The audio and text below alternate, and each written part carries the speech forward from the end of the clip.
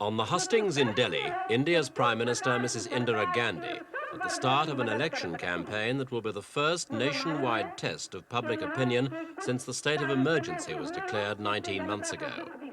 A crowd of 100,000 turned out for this first rally, many to shout encouragement for the 59-year-old leader and her huge Congress party that's ruled independent India for the last 30 years. Some party workers literally sang the Premier's praises to the crowd.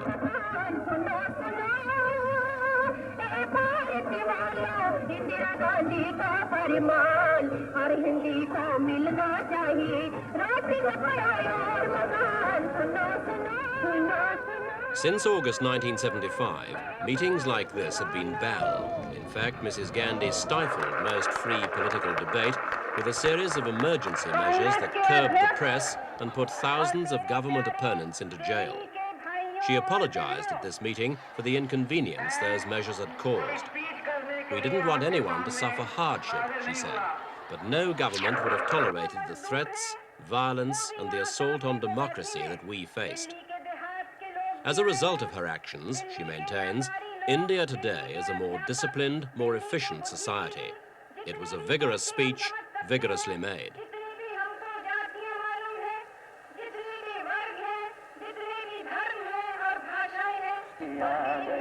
As the first rallies got underway and the Congress Party Election Committee conferred at Mrs. Gandhi's residence in Delhi, the Indian Premier had the satisfaction of knowing she'd once again taken her opponents by surprise.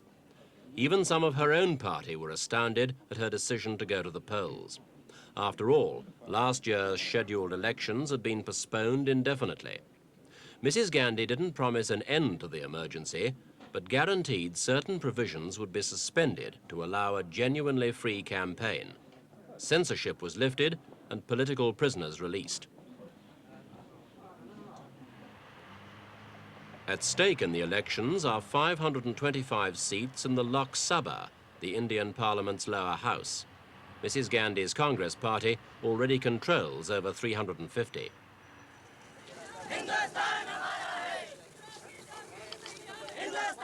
The question about this year's contest is, what kind of campaign will it be? Anti-government rallies like this one 2 years ago were part of Mrs. Gandhi's case against an allegedly irresponsible opposition. Signs that such disruptive tactics will not be used again may partly explain why the elections are being held now. Mrs. Gandhi may also want to close the book on the corruption case brought against her by Raj Narain. Mr. Narain opposed Mrs. Gandhi in her constituency in the 1971 elections, and after his defeat convinced the courts of the Premier's irregular campaign. I have pursued my election petition convinced in the justness of my cause and not in the spirit of pursuing an individual.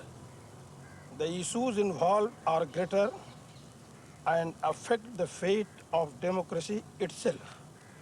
Today the people rejoice and reaffirm their faith in the democratic institutions of India. I accept the judgment with humility. Mr. Narain's joy at the result was short-lived. 2 weeks later came the emergency, and Mr. Narain himself was one of those imprisoned. Now he's been released to campaign once again in Mrs. Gandhi's constituency. Another defeat for him here will bury the corruption issue for good. This time, Mr. Narain is not campaigning as a socialist, but as a member of the Janata Front, a broad coalition of non-communist opposition parties, which is led by another released detainee, Morarji Desai. Be accelerated. Mr. Desai is one of the veteran politicians of India. A former deputy premier and finance minister, he was a close colleague of Mrs. Gandhi's father, Pandit Nehru. He served in Mrs. Gandhi's first government until he was dismissed for opposing nationalization measures. He's now 80 years old and has been chosen as the most likely figure around which the divided opposition parties could rally. Say that I'll remain in service and do that. Among Mr. Desai's allies, Lal Advani, president of the right-wing Hindu nationalist party Jana Sangh. Mr. Advani, too, has just come out of prison. He believes the release of opposition leaders is merely a cosmetic exercise by Mrs. Gandhi, and that the suddenness of the election puts the opposition at a great disadvantage.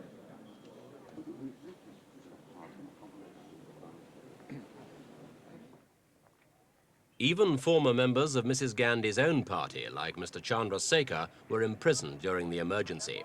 He too has been released and now exudes a confidence about the election result shared by few other opposition members. She can't win elections even by rigging unless and until it is known to the whole world that she has manipulated the election. Even the normal process of election continues. She has no chance at all to win the elections. Not even with Sanjay. How successful the opposition parties will be under their common banner depends largely on how well they coordinate their efforts in different parts of the country. In Delhi, the response has been encouraging, with crowds even larger than Mrs. Gandhi's turning out for their meetings.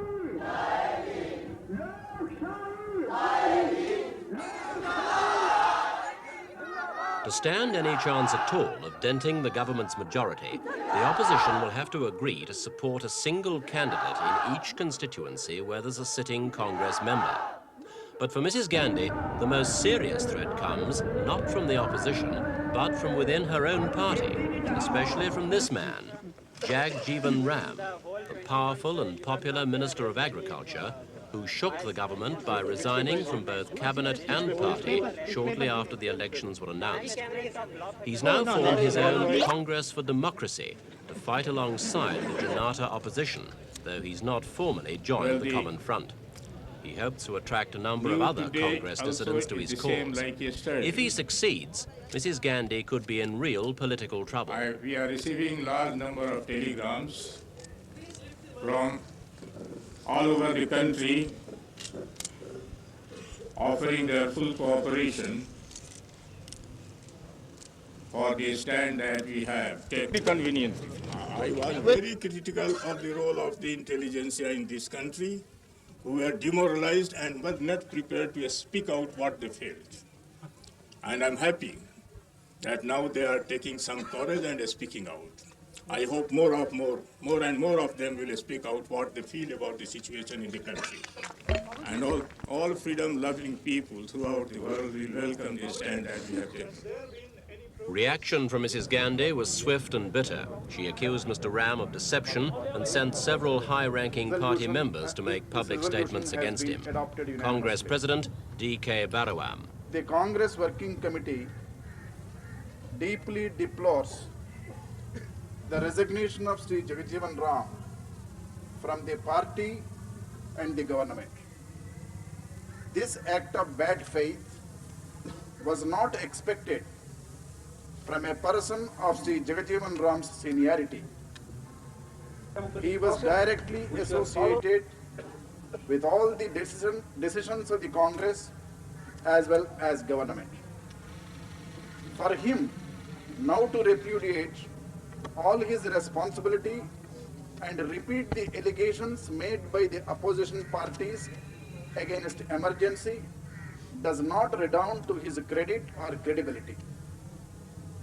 The timing of this action is a clear indication of a plan to help the anti-Congress and anti-people's forces. Mr. Rams lost no time in attacking Mrs. Gandhi's record, which he claims shows alarming despotic tendencies in the administration of the country.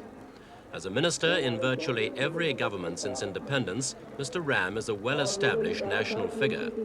He's the acknowledged leader of India's 85 million untouchables, the poorest class in Indian society, whom other Hindus have always regarded as so inferior that they could be defiled by coming into contact with them. Officially, the concept of untouchability has been abolished, but in practice, much of the old discrimination remains. As the leader of these people, Mr. Ram can demonstrate he's as much in touch with the common man as Mrs. Gandhi claims to be.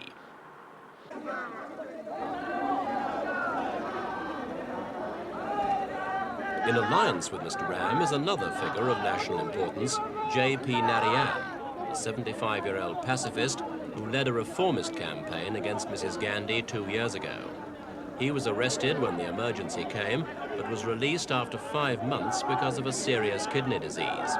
He's still a very sick man. He's actually got to be carried onto the platforms, but his determination to oppose the Prime Minister is unshaken.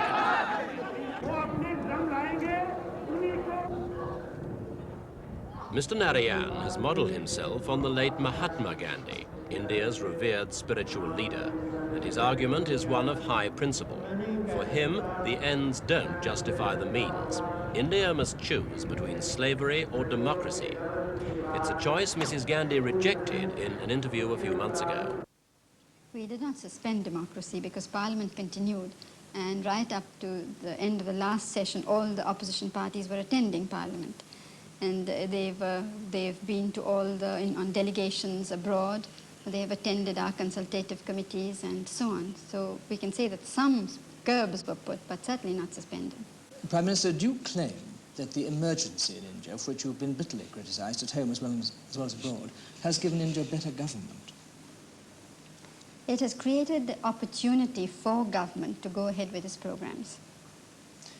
When you said last month that freedom for the masses was more important than freedom for the opposition parties and the press, what do you mean by that? I don't mean the opposition parties, actually. I mean a few people. Because the opposition is mainly from those who stand for the status quo, who don't want change. Now, obviously, in a country where there's such widespread poverty still, unless it is dealt with and lessened, I don't know whether we can eradicate it in a generation, but certainly we can lessen it, the hardship and the drudgery.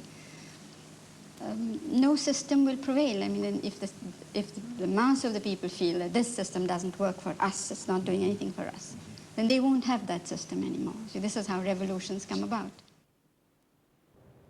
In more than 10 years as Prime Minister, Mrs. Gandhi's faced several crises in which her position's been put at risk.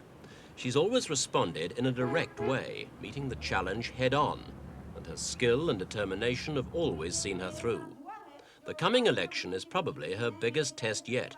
She goes into it knowing India's economy has rarely been in better shape, and she's gambling that and her usual appeal to the masses will once again be enough to rout her opponents. ऐसे कदम उठाए कि कुछ दरवाजे जो बंद थे वो खुले कोई जो मेरे साथ हुआ है जो गालियां